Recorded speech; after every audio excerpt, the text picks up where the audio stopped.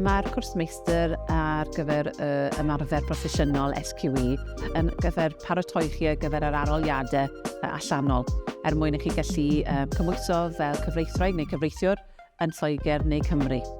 Pan bod chi'n gwneud y cwrs yma yn Prifysgol De Cymru, chi ddim jyst yn darllen llyfrau, chi yn mynd i helpu bobl yn y gymuned sydd yn dod i'r clinig gyfreithiol, a byddwch chi gallu delio gyda pethau go iawn ac yn gael yr ymarfer yna i helpu chi tuag at gael beth ni'n galw Qualifying Work Experience byddwch chi angen cyn i chi cymwyso.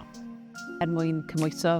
mae angen i chi wneud arholiadau allanol, yr SQE, bydd arholiad SQE1 yn edrych ar eich gwybodaeth gyfreithiol, a wedyn mae'r arholiad SQE2 yn lun â sgiliau ymarferol, a byddwch chi yn gael a lot o amser i ymarfer y sgiliau yma yn y gwersi ac trwy clinig gyfreithiol.